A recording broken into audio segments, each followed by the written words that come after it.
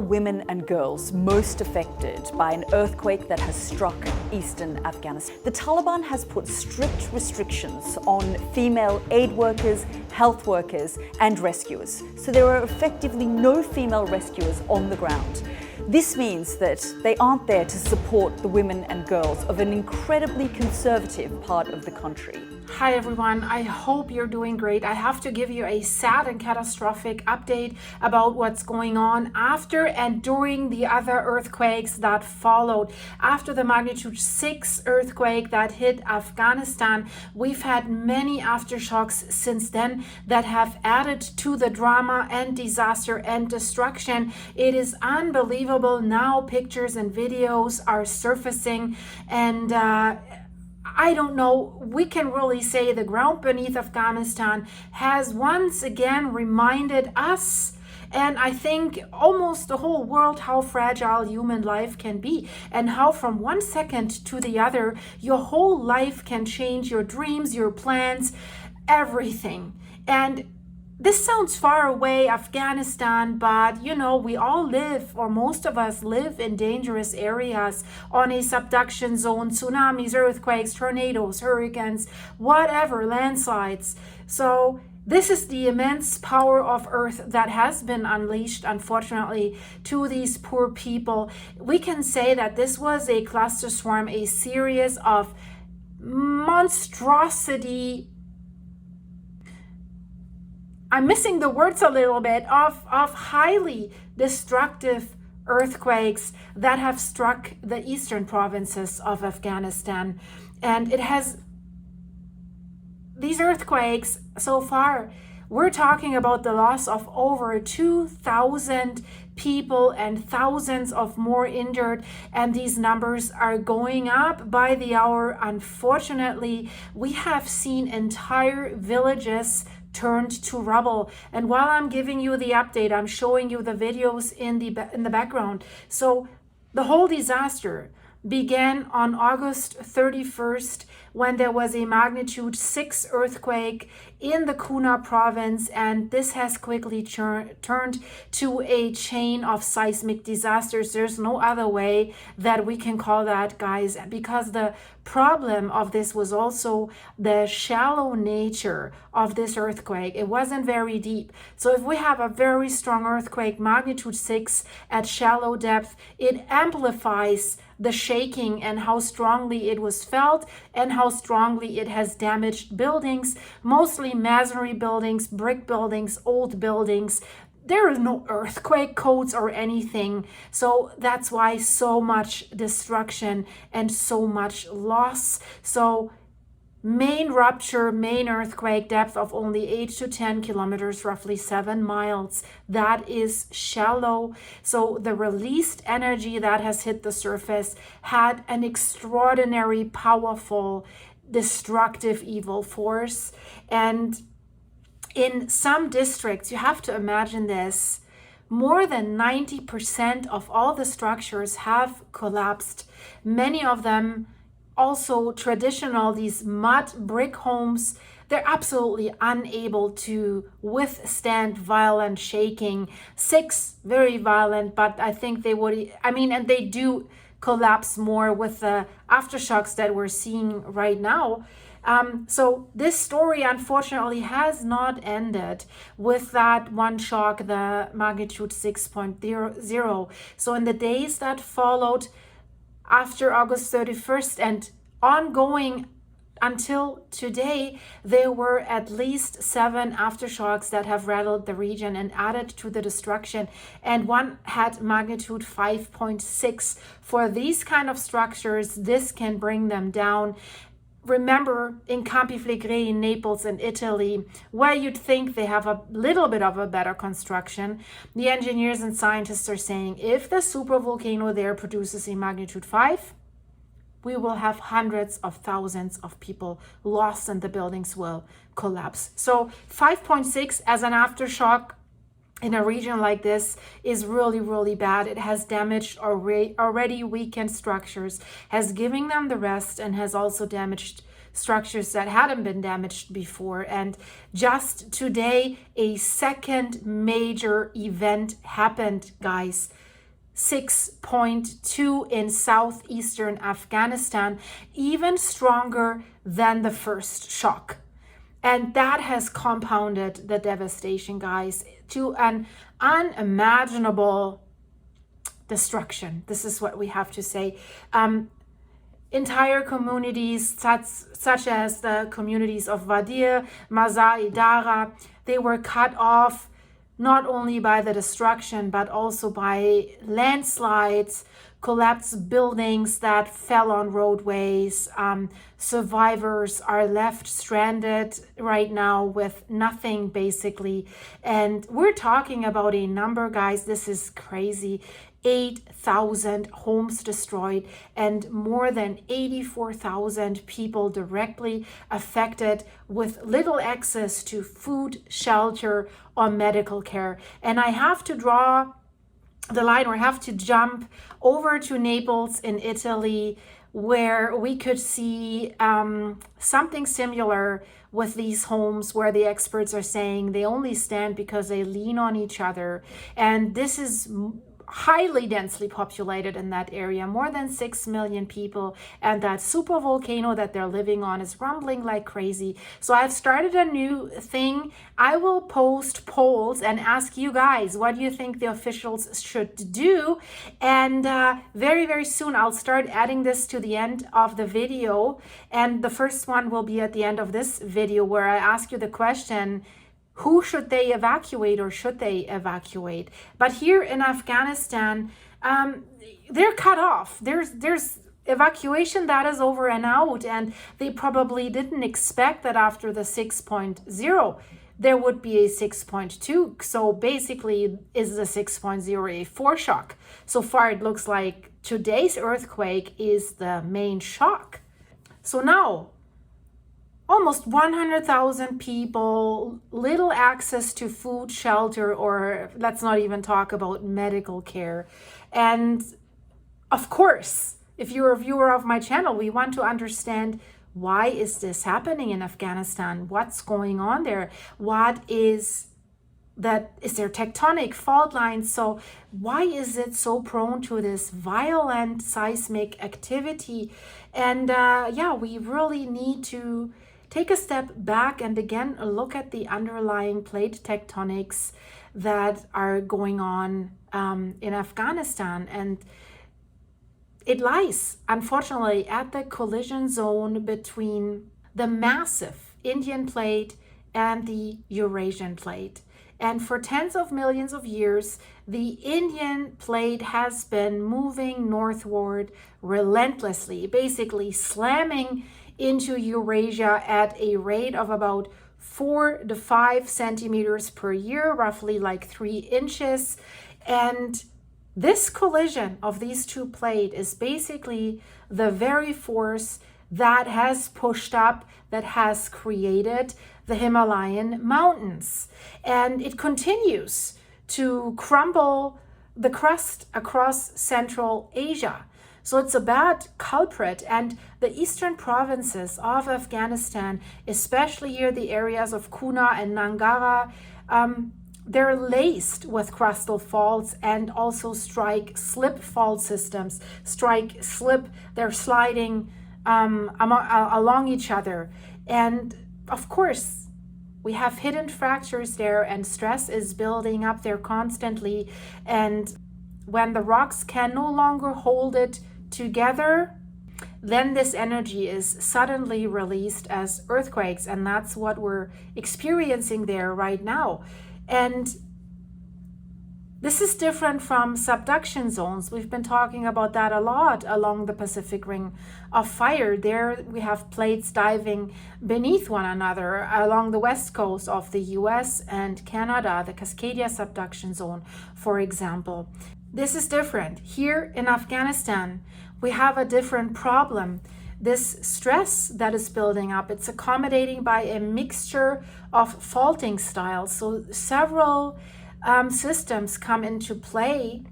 We have compressional thrusts that lift blocks of crusts, and we have lateral shears that shift them sideways. And this complexity makes this region extremely seismically active, but also extremely dangerous.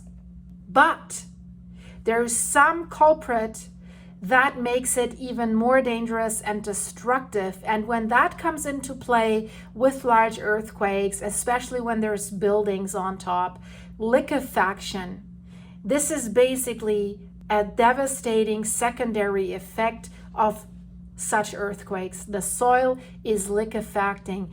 It feels like sand. It's not solid anymore. And if you have buildings in there, they start to tilt. It's like quicksand. It's crazy. So we have mostly water saturated sediments, and when we then add strong shaking, the pressure of groundwater increases until the soil temporarily loses its strength and behaves like a liquid. And imagine you're having a building shaking from an earthquake on liquid. Unfortunately, the valleys of eastern Afghanistan are built on alluvial deposits of sand, silt, and gravel that was carried there by rivers from the surrounding mountains. So the perfect scenario for liquefaction, because these loose sediments that are everywhere, and if they're combined with high groundwater, for example, after the summer monsoon rains that are really, really big there, this has created the perfect conditions for liquefaction, and then these big earthquakes happen. And witnesses are describing that. They saw it. They say the ground was rippling beneath their feet, and in some villages, entire homes have tilted or were even sinking because their foundations have lost any halt or stability. And then, of course, we have the problem that roads are cracking open, fields turned into quicksand, and retaining walls collapsed. So liquefaction has not only destroyed the structures, but also the whole infrastructure, which has complicated rescue operations that are already complicated enough. So that has made it nearly impossible for heavy equipment to reach certain areas. And guys, this is a problem. We have this in the basin in LA, for example. We have it in many areas in British Columbia in Canada, in Vancouver, Richmond, Delta, these areas. So this is common. So we're talking about infrastructure, but guys, the human toll that this thing has taken so far and seems to still be taking is staggering. And well, what can you say? It's saddening. Is probably shocking, saddening. So regional hospitals like the one in Jalalabad, where we had the epicenter of the 6.0, they were overwhelmed with more than 600 trauma patients within days, and Doctors Without Borders have rushed to aid quickly with emergency kits, but you can imagine that supplies quickly ran out. And we're not talking about a first world country here. I mean, we all know what's the deal with Afghanistan. So aid convoys have faced blocked mountain passes, and then, unfortunately, helicopter missions were also grounded by storms. So Mother Nature is really giving them a hit. And then, you know, there's stories of survivors huddled under like makeshift tarps or something like this. They're facing a double threat of starving, of hunger, and also exposure to the elements, because the nights they're getting very, very cold. The Taliban government has now appealed for international assistance, but right now global aid remains scarce for whatever reason. I mean, there have been years of funding cuts and political isolation, right? That means that the response is slower and also smaller than is needed for such a large catastrophe, for such a large natural disaster. Relief agencies right now are giving everyone a big warning that without urgent support, so many more lives will be lost. Thousands and thousands will be lost from, how they describe it, preventable causes. Like this is like just being cold, but also infections and also the lack of clean water. So you have to imagine this destruction that is happening there is not only the loss of infrastructure, it's not just physical, it's also economic and social. The Kuna province alone has seen almost all of its housing stock destroyed. I mean, imagine this. So we're talking about supermarkets, schools, mosques, clinics, everything is in ruin, your whole infrastructure. And the most vulnerable people there are the children. Many are orphans now, and they are exposed to trauma. And that will mark their lives for years to come. And that can turn out badly, as we know. So in addition to that, for the ones that are homeless basically right now, the displacement is also a huge factor, and it's a growing crisis that has to be solved as well. But again, more and more is added daily. We just had the biggest shock today. So we have almost 100,000 of homeless people forced into temporary shelters, or they're migrating towards larger cities that definitely cannot absorb them. So where would you put them? But if we go back to the geological perspective and have a look at what happened there, we can see that there is a larger pattern, because Afghanistan, that did not catch Afghanistan by surprise. They have definitely experienced devastating quakes like this before in 2022 and 2023, but this sequence that they're experiencing right now in 2025 is absolutely different, because it's clustering. It's not a single event with a few foreshocks or aftershocks. It's really clustering, and we have, this is the thing, multiple significant events in a rapid succession. 5.6, 6.0, 5.6, 6.2. So this kind of clustering is suggesting that the stress is shifting basically along linked fault systems in the area. So are they basically triggering each other? Because each rupture changes the pressure distribution in the crust. And this will load nearby faults and sometimes also trigger further quakes. So the scientists that are currently monitoring the region, they're saying that more aftershocks could happen, and potentially strong ones again. So this is far from over, and they say this is very likely in the coming weeks. We're not talking about days, unfortunately.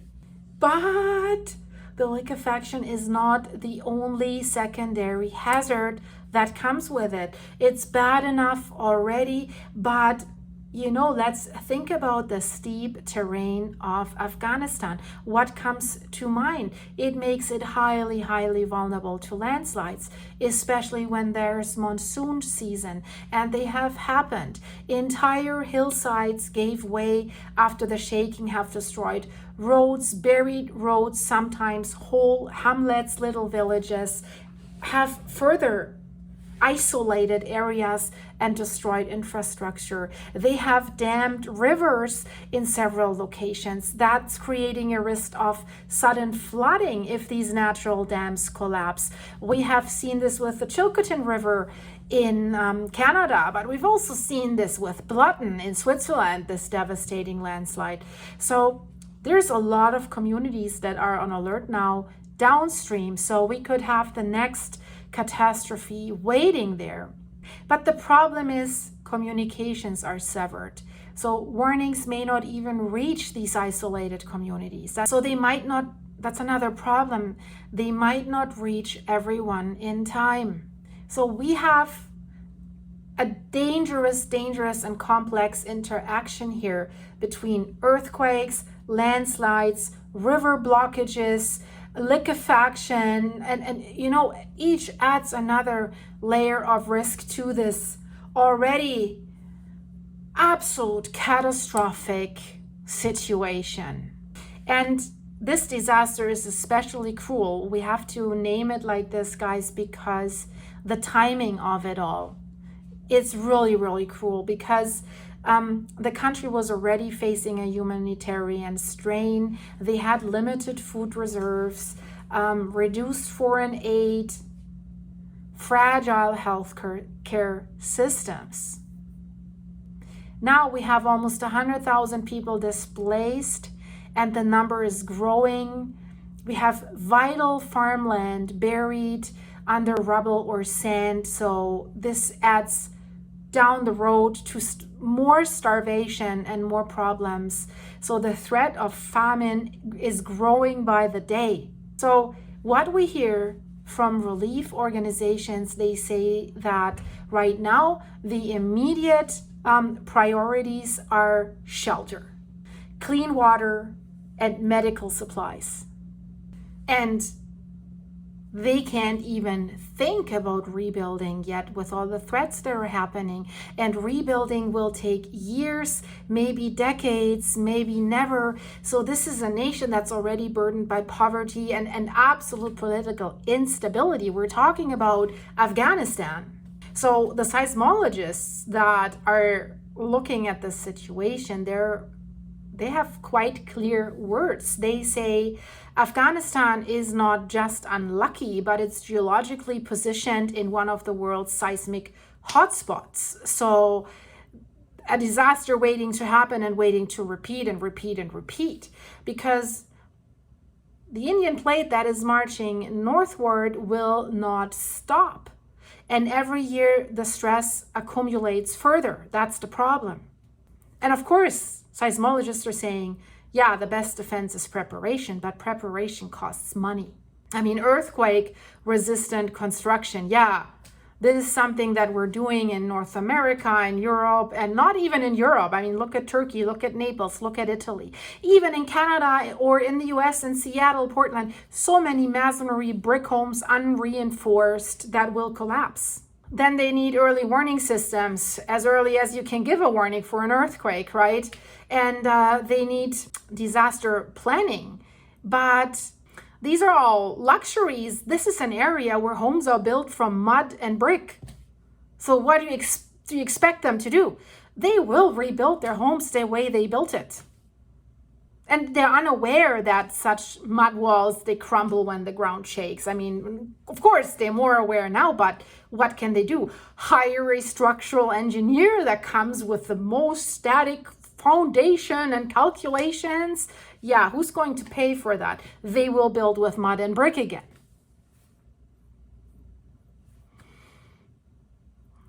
So Kuna province has the problem. They have a natural and a structural vulnerability that magnifies the toll. This is how we can name it. Of course, if we look forward a little bit, all these researchers now, they will study the rupture mechanics of these earthquakes using satellite data, seismographs to map exactly how the crust has shifted. Already GPS instruments show a localized deformation of several centimeters, like evidence of these enormous forces that are at work. And of course, these studies may improve the understanding of these fault systems, but it will not really help the local people right now. And still, the prediction of the exact prediction of such events remains impossible. But what is really certain is that this convergence of the Indian and Eurasian plates will continue, and it will continue to produce strong earthquakes in Afghanistan, in Pakistan, and across the Himalayas. And people of this region, unfortunately, have to live with this permanent threat, or even seismic shadow, as you could call it. But again, for the survivors right now, all this science is a very, very distant concern. They don't really care about this right now if you do not even have clean water or shelter in cold nights. So the reality for them is their immediate problems, like the shattered homes, missing loved ones, hunger and fear and cold. It's really, there's pictures of mothers searching through rubble looking for their children, guys. It's heartbreaking, really, and they're digging with bare hands because no heavy machinery can reach them. And workers that are trying to help, they say these are scenes of silent despair. They see entire families wiped out in a second, and thankfully, like in every disaster or most disasters, there's stories of resilience that also emerge, neighbors pulling each other out of the rubble from the debris, communities sharing their last food, doctors working without rest. And I think, guys, and it's still ongoing, but already I think this cluster of earthquakes that's happening in August, September 2025 will be remembered not only for the loss, but I think there's also a harsh lesson that these earthquakes carry. And I think other areas that are at risk should really look at this and maybe step up their game. Hint, Italy. Because a collision of continents for millions of years in the making has shaped that land, has built these mountains, and has built these deep valleys, and it continues to do that.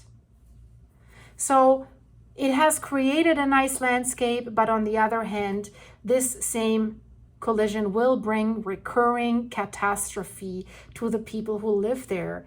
And you know, when the earth liquefies beneath their feet and the landslides are crashing down on them, it becomes painfully clear how small we human beings really are, even with all our technologies, if we have to fight against the forces of, should I say, nature or geology? You pick your word.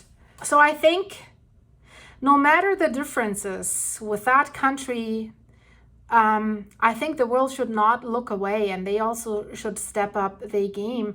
The survivors really need help now, and in the long term, Afghanistan probably needs help, investment in safer housing, better disaster readiness. I have doubts that this will happen soon. So I think the next quake that is inevitable in this restless landscape will again turn villages to dust. So guys, leave this video a like if you found that information valuable to you. And here in the end is my poll that I gave you guys. What should they do in Campi Flegrei? And I mean, they're facing a volcanic eruption in addition to an earthquake. And what was interesting in Campi Flegrei, when the scientists say, well, we don't even need to predict the exact day or week of the earthquake because it will come. While we see this volcano preparing itself for an eruption with all the unrest that comes with it, it will come. So why don't we prepare? So I think your message is clear. You would evacuate, as difficult as it may be, because look at the pictures that happened here in Afghanistan. I know it is hard. This is Italy. This is beautiful Naples with history and everything. But scientists are begging at least a red zone. So I'll give you more polls. We will look deeper into this, and I have a Campi Flegrei update for you as well. If you want to support the channel, guys, buy me a coffee or more on my buymeacoffee.com/silky site. If you look underneath this player, underneath my video, there's a description. There's the link to that. Thank you for your supers. Hello to all my members. An update is coming soon, I promise, where Rudy is, and he is... No, I'm not saying anything. Funny stuff is coming, guys, even in the light of tragedy, right? What can we do? We have to live on as best as we can and be as safe as we can. So on that note, be safe, guys, be prepared, and I hope to see you in a second if you click one of these videos. Bye.